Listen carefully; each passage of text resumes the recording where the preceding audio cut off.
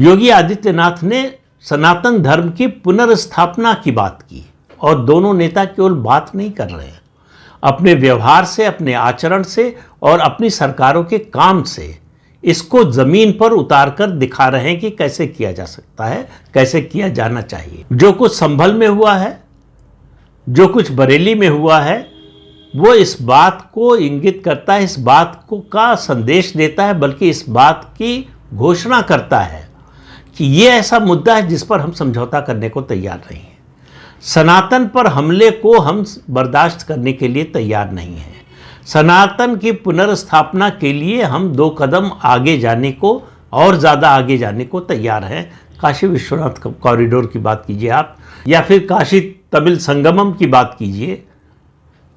उसके अलावा जो विंध्यवासिनी कॉरिडोर बन रहा है, महाकाल का कॉरिडोर बना है, ये सब जितने काम हो रहे हैं, आपको उनमें एक उसका केंद्र जो दिखाई देगा वो सनातन की पुनर्स्थापना का, कि जो हमारा है वो हमको मिलना चाहिए। इसका सीधा संदेश है कि जो हमारा है हम उसको छोड़ने के लिए तैयार नहीं है।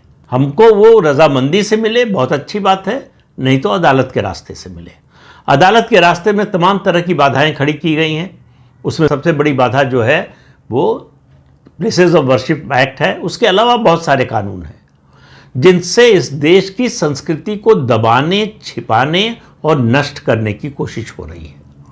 ये दोनों नेता इस बात की बार बार जो है घोषणा कर रहे हैं कि ये हम होने नहीं देंगे। तो वो समय के चक्र को उल्टा घुमाने की कोशिश कर रहे हैं और कुछ हद तक उनको सफलता मिली है। मैं ये नहीं कह सकता कि पूरी तरह से सफल हो चुके हैं, सब कुछ हो चुका है, अब कुछ होना बाकी नहीं है। क्योंकि कुछ लोग बहुत जल्दी में, उनको लगता है कि जादू की छड़ी घूमे और सब बदल जाए। ऐसा होता नहीं है और ऐसा होगा भी नहीं। इस तरह के परिवर्तन में समय लगता है, वो धीरे धीरे होता है। पहली बात तो ये है कि आप फर्क महसूस कीजिए कि 2014 से पहले क्या स्थिति थी और आज क्या है। सनातन धर्म को मानने वाले आज जिस तरह से बोल पा रहे हैं, क्या 2014 से पहले बोलने की स्थिति में भी थे? बिल्कुल नहीं थे। तो आज हम अपनी बात कहने की स्थिति में हैं, आज अपना हक मांगने की स्थिति में हैं, आज हम डटकर खड़े होने की स्थिति में हैं। जो कुछ बरेली में हुआ वो संदेश है उन उपद्रवी तत्वों के लिए कि सड़क पर आकर फैसला नहीं कर सकते तुम।